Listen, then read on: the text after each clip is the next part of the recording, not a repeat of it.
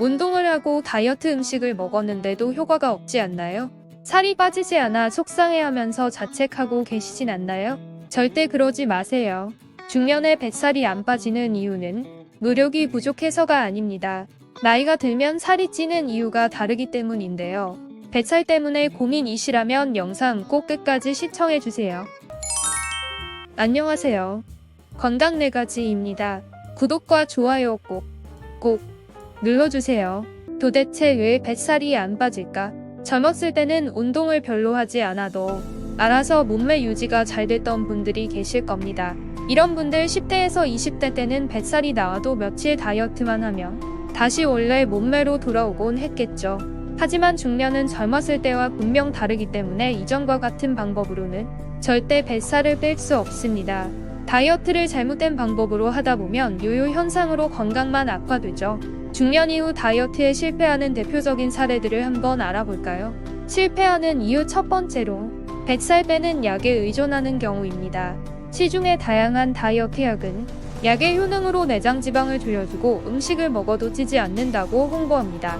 이러한 약은 대뇌의 신경 전달 물질을 조작하여 식욕을 억제하거나 호르몬을 조절하여 지방의 흡수를 방해하고 이유 없이 강제적으로 기초 대사를 늘려 몸을 힘들게 합니다. 이러한 약을 이용한 다이어트 방법은 젊었을 때에는 몸이 견뎌줄 수 있지만 나이가 들고 체력이 약화된 상태에서 섭취하면 불면증이나 우울증 등 건강에 심각한 부작용이 생길 수 있습니다. 반복되면 몸은 점점 더 축나고 다이어트는 결국 실패하게 됩니다. 실패하는 이유 두 번째, 뱃살을 줄인다고 복부 운동만 하는 경우입니다. 흔히 윗몸 일으키기 같은 운동을 하면 뱃살이 빠지고 복근이 생긴다 알고 있습니다. 하지만 이는 잘못된 사실입니다. 복근이 생겨 몸의 라인을 잡아줄 수는 있으나 전체적으로 몸에 지방이 많은 상태라면 근육이 생겨도 뱃살은 그대로 유지되게 됩니다. 특히 복부의 내장 지방은 가장 나중에 태워지기 때문에 윗몸 일으키기를 아무리 해도 뱃살의 크기가 달라지지 않습니다. 실패하는 이유 세 번째, 젊었을 때 잘못된 식습관을 유지하는 경우 튀김, 육류 등 고지방의 음식을 좋아하고 회식 등 술자리가 많다면 젊었을 때의 기초대사량이 높아 어느 정도 유지가 되지만 나이가 들고 근육이 점차 줄어들면 자연스럽게 내장 지방이 늘어나게 됩니다. 나이가 들고 식습관이 좋지 않으면 절대 뱃살을 뺄 수 없습니다. 혹시 이런 사례들 중에 해당되는 사항이 있으신가요? 그렇다면 다이어트 뱃살 빼기에 절대 성공하실 수 없습니다. 하지만 방법만 알면 어렵지 않게 뱃살을 줄이실 수 있습니다. 지금부터 내장 지방을 쉽게 뺄 수 있는 효과적인 방법을 4가지 소개드리겠습니다. 1. 음식 먹어야 살이 빠진다. 운동을 열심히 하더라도 식사 시간에 폭식을 한다든지 빵, 과자, 음료수 등 정제된 당을 먹거나 기름진 음식을 과하게 먹으면 효과가 사라집니다.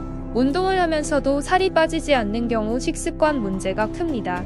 하지만 음식을 정해놓고 먹지 않는다면 지치고 포기하게 되어 있습니다. 놀랍게도 골고루 섭취하는 것만으로도 충분한 효과가 있는데요.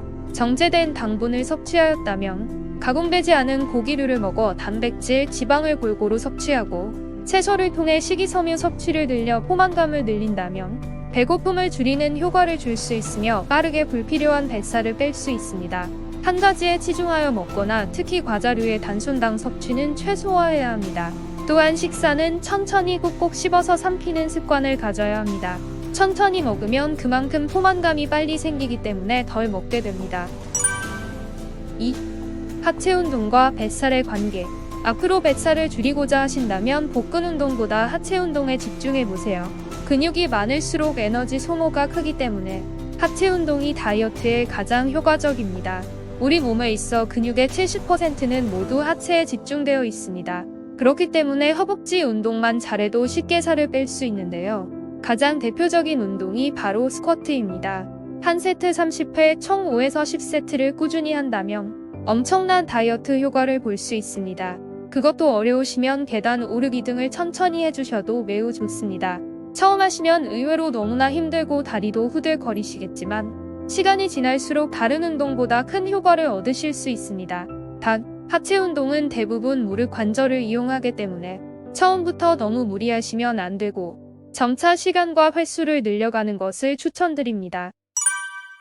3. 간헐적 단식으로 뱃살 빼기. 다이어트를 원하신다면 간헐적 단식만큼 좋은 게 없는데요.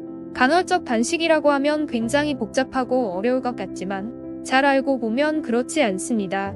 가장 쉬운 방법은 12시간 금식 방법인데요. 저녁 8시 이전까지만 식사하고 다음날 아침 8시까지 금식하는 방법입니다. 물론 12시간 금식 시간만 지킨다면 식사 시간 조절은 가능합니다.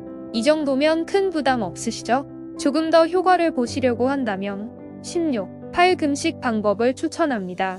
다이어트는 물론 건강도 좋아지는 방법으로 저녁 8시 이전에 식사를 끝내고 다음날 점심 12시부터 식사하는 방법입니다. 어차피 평소에 아침 식사를 거르셨던 분들은 이 방법 괜찮아 보입니다.